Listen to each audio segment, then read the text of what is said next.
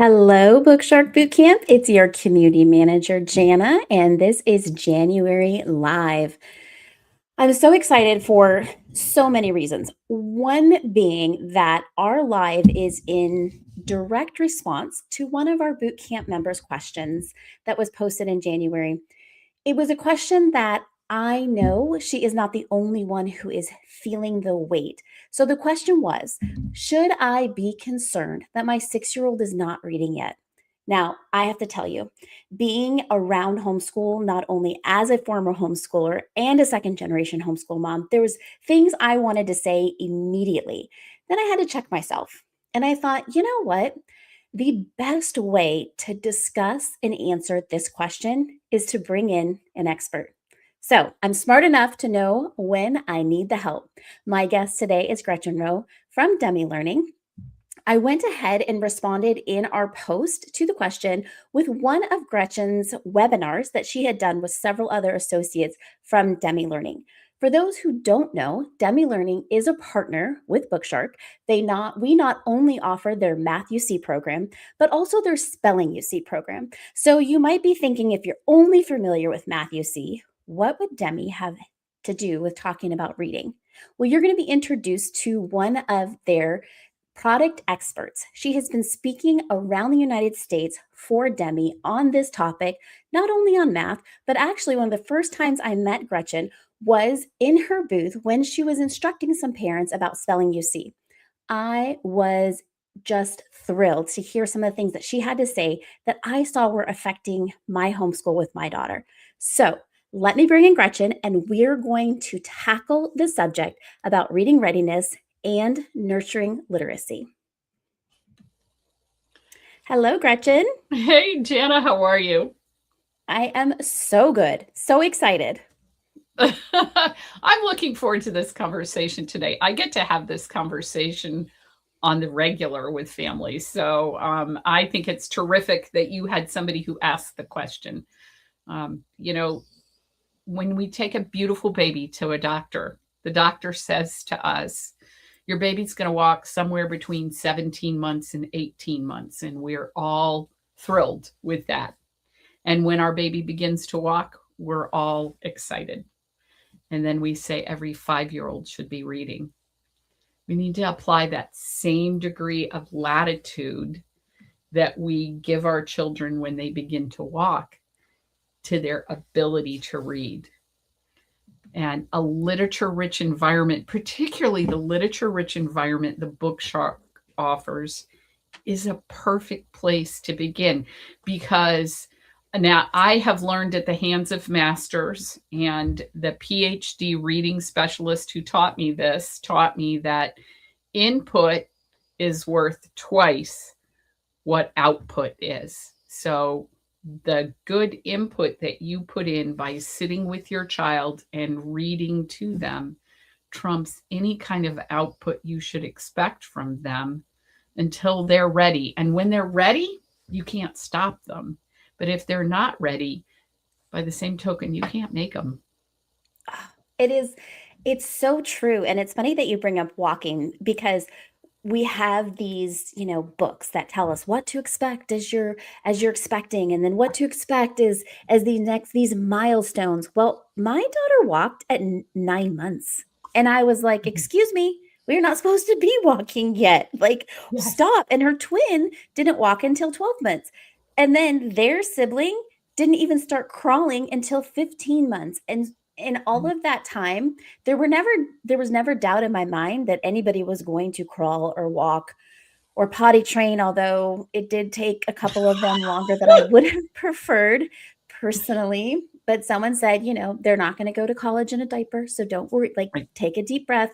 That same thought process, I believe, should be applied when we're talking about learning in general. But I know that homeschool parents get really, really nervous when their kids aren't on par with what either they experienced or what their let's just say their other moms in their community are Oh, experiencing, and yeah. particularly in a public setting. So then they start all this self-doubt. So it's just so much more than when your child is ready to read. Right. It's coupled with self-doubt, and that's enough. Well, this is the longest journey you'll ever take before you see the fruit and the results of that journey. And having been the mother of 6 and having had all kinds of learners, from one child who, in a fit of pique, said, "It's time for you to teach me to read." He was 4. I said, "I'd kind of like you to learn to play cooperatively with your siblings first." He said, "Well, if you won't teach me, I'll teach myself." And I said, "Okay, smarty pants, have at it." 4 weeks later, he brought me The Cat in the Hat, sat me down, and read it word for word. I did nothing. Now, he was my second child, and I thought that was the way it was supposed to go. That wasn't the way it went in my family. My 5th child was a diagnosed dyslexic, and he didn't read his first sentence on his own until he was almost 9 years old. They're both college graduates today. It worked out. But in that moment, you can doubt yourself so much because so many societal pressures of, are we doing the right thing? Have we done the right things? And really, the right thing is twofold. Allow your child the large muscle group play necessary to develop the core skills they need so that reading can emerge successfully. And by this, I mean, let them climb things, let them throw balls, let them catch balls, practice by rolling a big ball like an exercise ball, and then move gradually smaller to smaller balls. Because what the research tells us is, if a child can't catch a ball with one hand, they're not yet ready to learn to read. That is a symbol of eye-hand coordination that needs to be present in order for them to emerge as readers. Another one that is really was unusual to me when I learned it, but now having had it corroborated by occupational therapist and physical therapist after physical therapist, if your child can't do a sit-up unassisted, in other words, without you holding their feet, and I mean lay flat on the floor and then sit up and do it more than once, they're also not yet ready to learn to read, because we don't realize how much core strength is related to the emergence of reading. And man, those things, they make such a big difference. Another thing that is I find fascinating is how many pieces of information, little pieces of information, can your child hold on to at one time. And I'll give you an example. You can say to a 2-year-old, "Go get your shoes." And most of the time they'll come back with their shoes. And you can say to a 2-year-old or 3-year-old, "Go get your shoes and your socks and come back here." 3 pieces of information: shoes, socks, return, please. A child has to be able to hold 5 pieces of information to be developmentally ready to begin to learn to read. And one of the ways you can test that is to say, "I'm going to give you 5 numbers and I want you to repeat them back to me. 2, 8, 7, 3, 9. If my child is ready to say those numbers back to me, 2, 8, 7, 3, 9, then neurologically they have enough neurological connections to begin the process of reading. And if they're not yet ready to do that, then the best use of your time is to sit down next to them and read to them. Do they have to be sitting attentively next to you? No. They can be playing with Legos on the floor. They could be doing flips over the sofa, but hearing you read is a huge difference maker. And you and I talked about this in preparation. Does it have to be you? Nope. Auditory books, books on, I love my Audible account. I'm not a big Starbucks fan, but my Audible account gets a workout. Listening to books read, you don't have to spend for Audible. Go to the library and get a book on a CD. You can go actually to Walmart and buy a CD, because parents will say to me, well, we don't have CD players anymore. Well, you can buy one for $13.99 at Walmart. I checked this morning to see if it was still true. It's a little thing that plugs into your computer, and then you can listen to audiobooks, and maybe your child will flip through those audiobooks as they listen to them.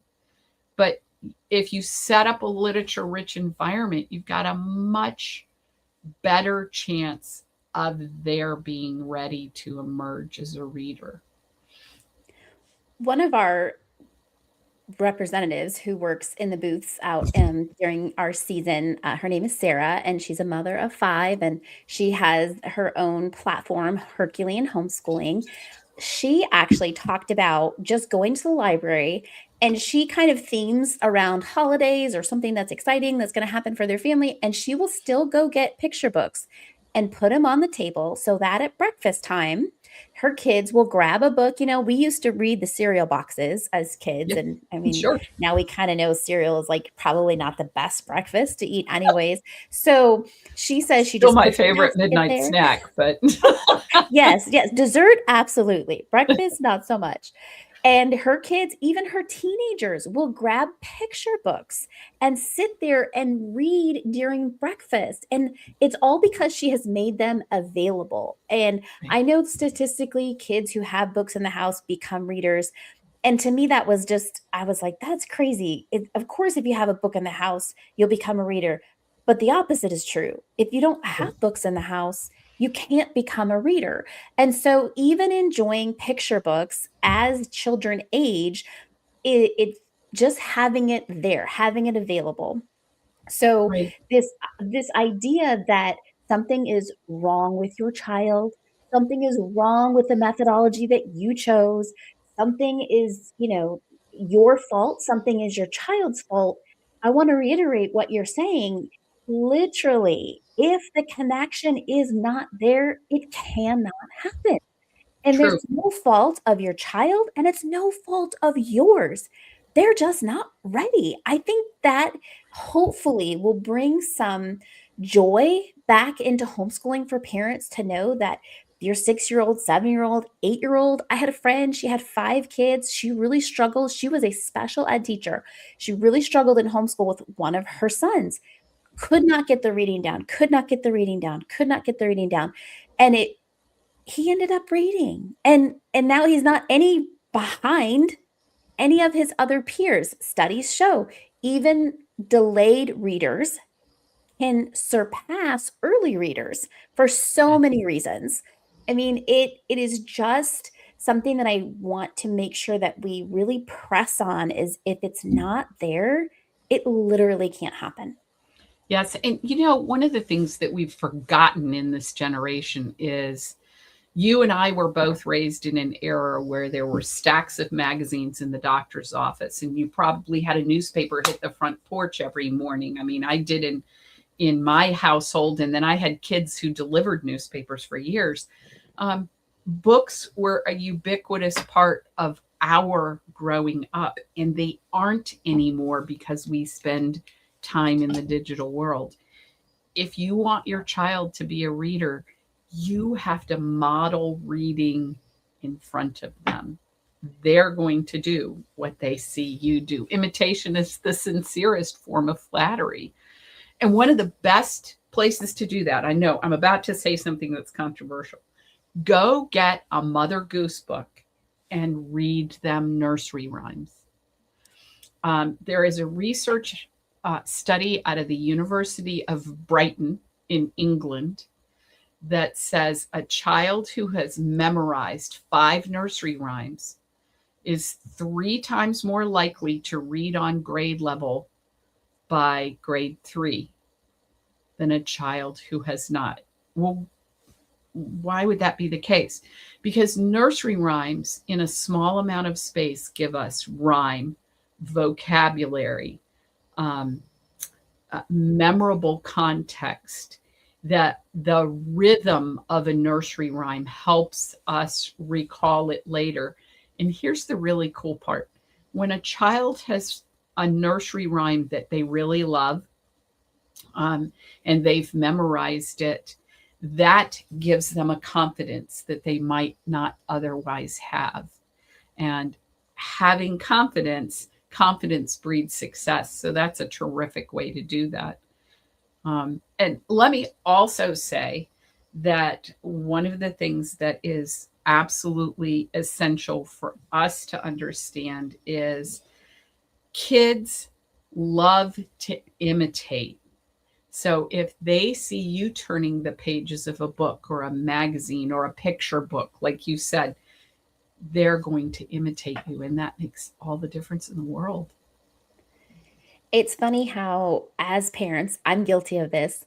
I look over at my teenager and she's on her device, and I'm like, "Are you brain rotting? Is that what we're doing now?"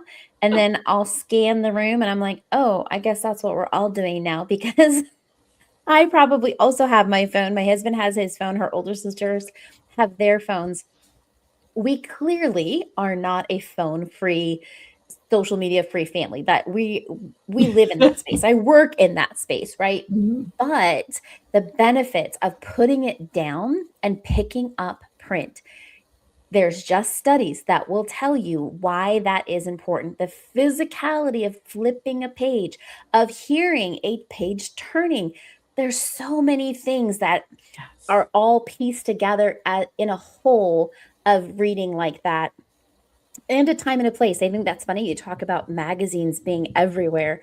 Now there's, I mean, really, once COVID kind of hit, we were like, okay, magazines can hold germs, Right. and we were much more aware. And so they never really came back. I remember in grocery stores, that's all you saw at checkout was magazine racks. And rarely, there's a few still out there, but it is so rare. And then we wonder, like, why can't Johnny sit down and read a book? Well, when is he modeled reading a book? Like, this is not what he's seeing. This is not a Right. habit that is being formed, like you're saying, that's being performed for him.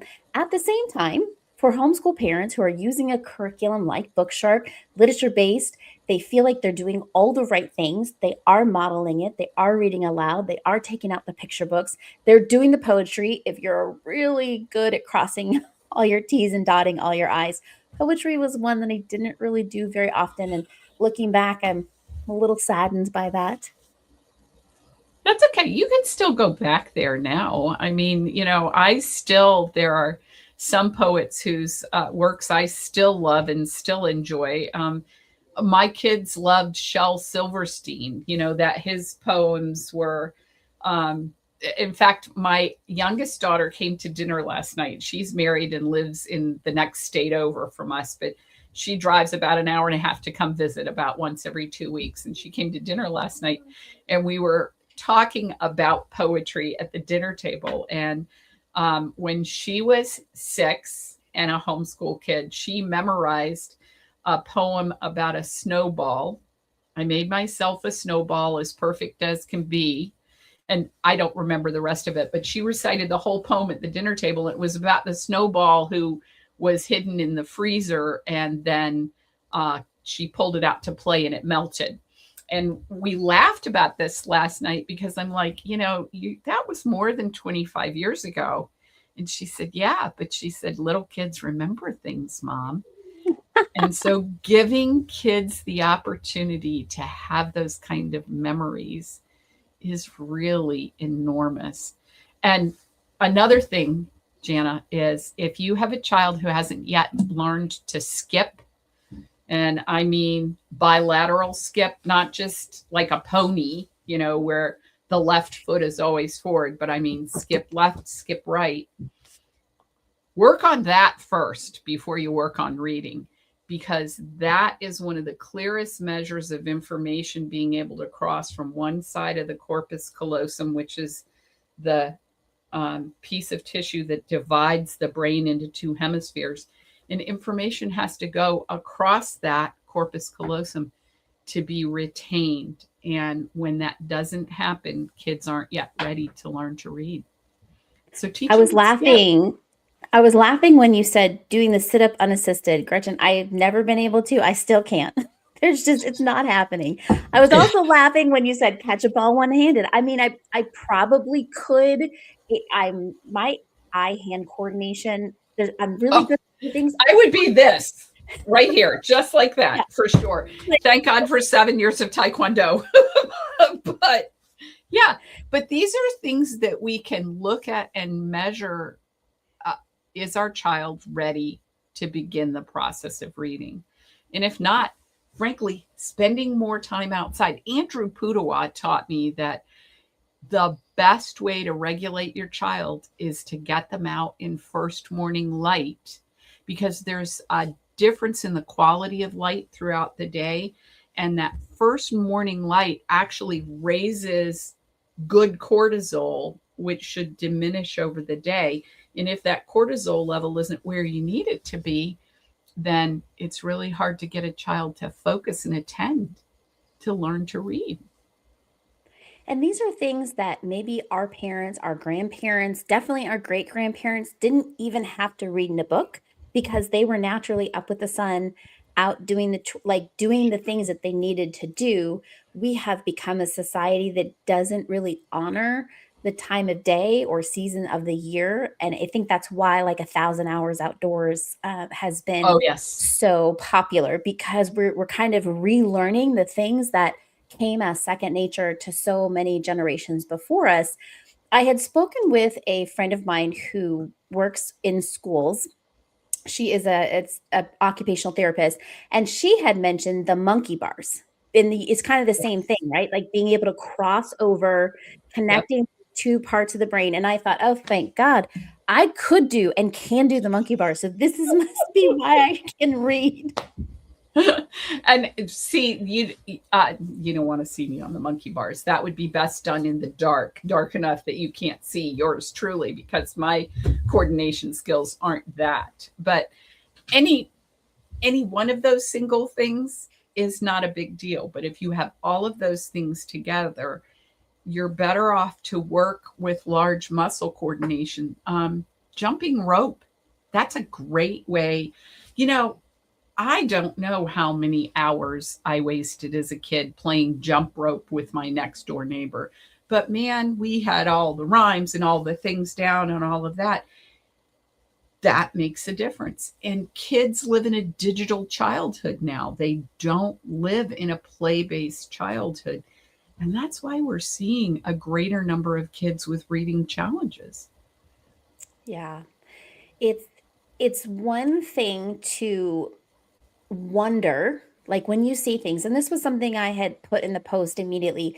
You're the parent. If you have a gut feeling that something is off, Yes. we certainly don't want to say, ignore that gut feeling and these are the reasons why. Absolutely not. Please pursue the gut feeling. We are parents, we're mothers, we're fathers. We know when something's not quite right.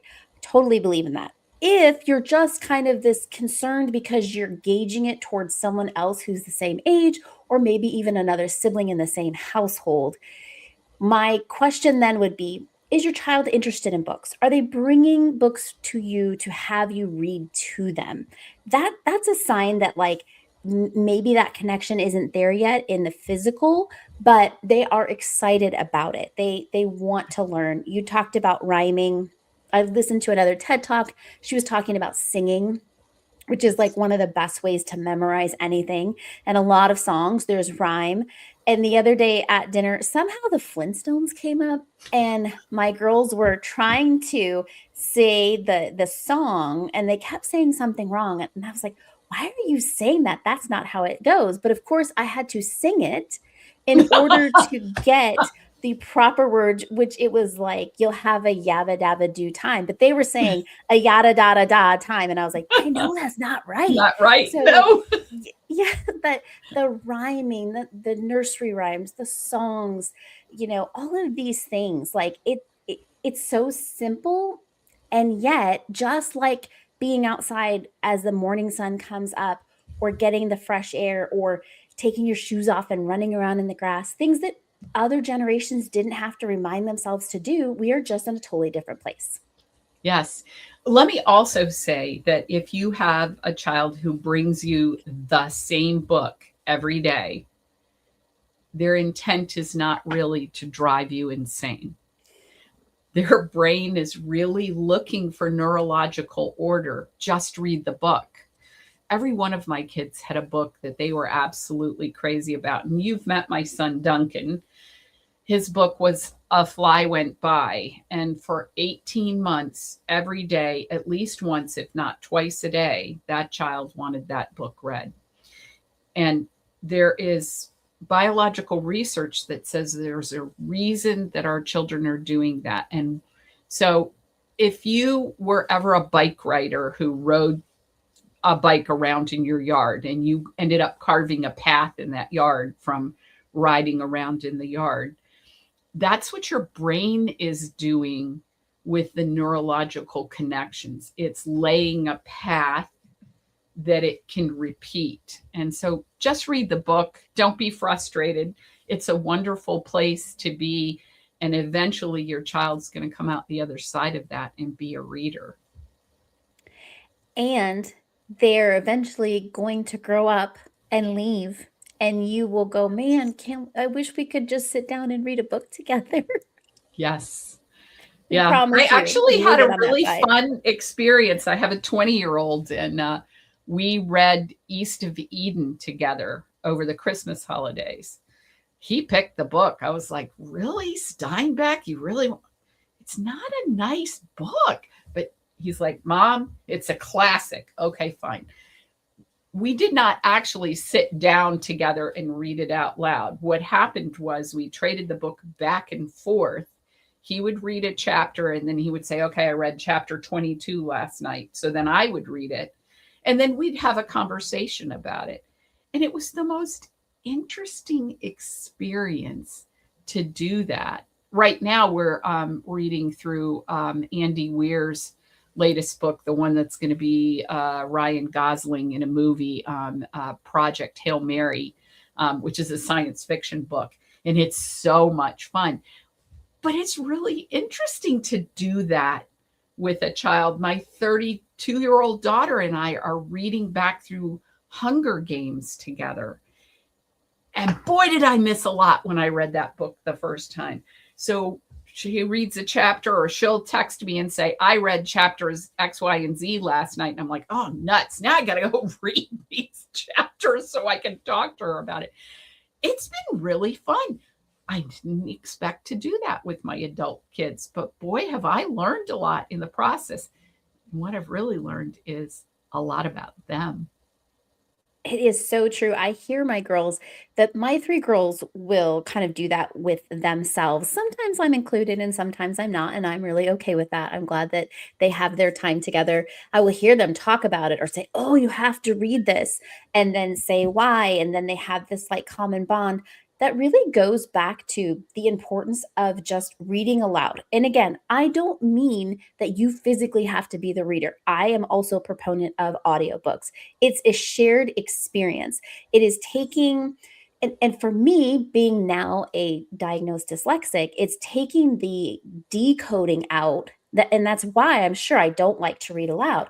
I have to work so hard to decode that it's like this double process. And I was so drained as a mom when I was reading aloud. I can read silently all day long, but the out loud was really hard for me. So we always enjoyed audiobooks. I still do.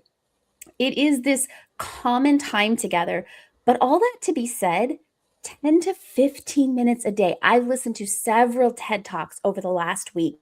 That is all that it takes. We're not talking about spending half your day reading through a book or chapter upon chapter. 10 to 15 minutes a day of reading out loud. And I understand with a literature-based program like BookShark, we actually do give you a little bit more than that, depending on the level and how many students you have. Sure. But if you break it up in 10 to 15 increments, even throughout your day, it makes such a difference as opposed to feeling like, oh, we didn't sit down for that 30 to 45 minutes today, and now we're behind. Right. Right. And, one of the beauties of homeschooling is there's nobody to be behind. We all get to march to the beat of our own drum just a little bit. I did want to say one thing. If you have an 8-year-old who hasn't emerged as a reader, Before I would look for a dyslexia diagnosis, I would rule out that they had an eye teaming issue. So, what I'm speaking about here is whether their eyes track together across a page the way they're supposed to. This is actually something that's very common as we dive deeper and deeper into digital childhoods. What's happening is kids are overdeveloping their central detail vision and they aren't concurrently developing their peripheral vision. So it makes their tracking abilities more complex. And sometimes if tracking is off by even the smallest amount, it will manifest itself in a reluctance to read, in maybe a child who becomes quickly overwhelmed. In fact, I will even go so far as to say if you have a child who has meltdown syndrome, in other words, they have a meltdown and you don't know what elicited it, it's time to go find a developmental optician or a behavioral optician and get some diagnostics done, because it makes all the difference in the world. And in the 12 years that I have been here at Demme Learning, I've lost count of the individual conversations that I've had with parents who have come back to me and said, oh, you were right, and we needed to resolve this in order to make our child's learning easier. Concurrently, if you have a child that can't retain from one day to the next, today's an excellent academic day, and tomorrow it's like today never happened, you need to rule out vision as a mitigating factor. It's huge, and it becomes a larger portion of our society as we live more in this digitally based world. And these are things that we are kind of finding out on the fly. I mean, I know that we're talking about this and you're saying, in the last 12 years, but 12 years really isn't that long of time. Like, we are really starting to see the symptoms and some of these syndromes that are coming out of being in front of the screen, having a smaller device versus a bigger thing. Like, there's just so many pieces that we have to just educate ourselves about. So again, nothing that anyone did, it's not anyone's fault. I will almost 100% say every time your child does want to read, they're not trying to be rebellious or defiant, and I'm not saying you don't have a defiant child. I've had defiant children, not say that, but children want to learn. And then they will act out in certain ways out of their own frustration, out of their own shame. They get to a certain point where they understand everybody else is doing what they are not doing. There's so many pieces. So as we end, I want just to speak grace over our parents, over their children.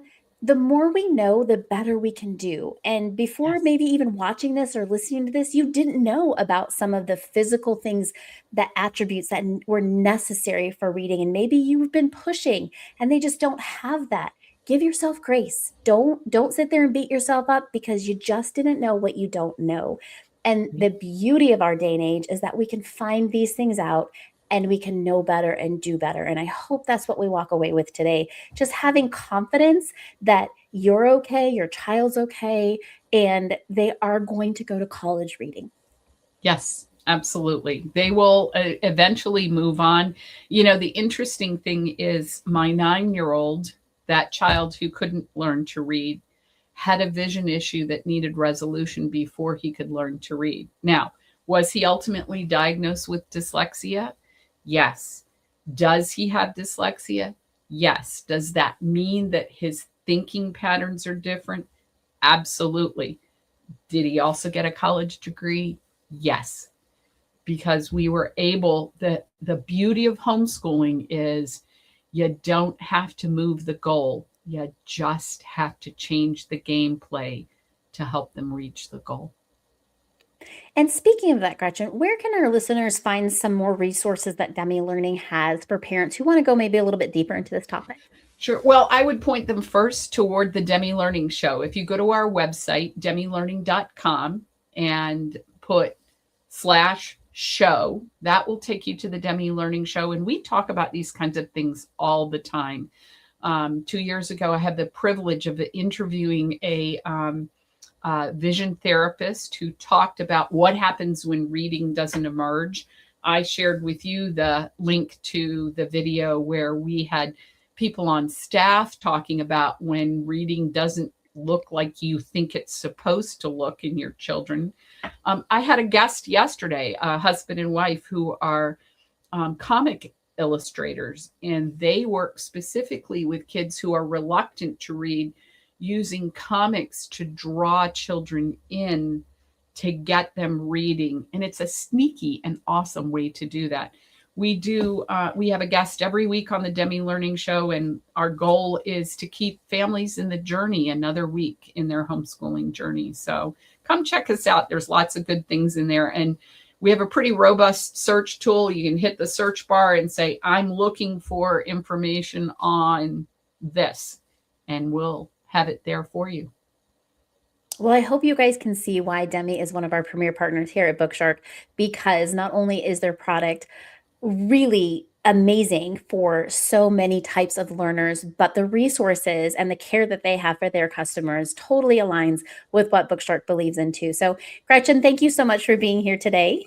Jana, thank you so much for inviting me. I appreciate the opportunity to talk about this. This is a subject very near and dear to my heart. So, well, I am a firm believer in getting those to talk about what they are passionate about first and foremost, which I know this one is. So I appreciate your time. I appreciate you taking all your expertise and sharing it with us and our BookShark families. You guys, thank you so much for being here. And until next time, bye-bye. Take care. Bye-bye.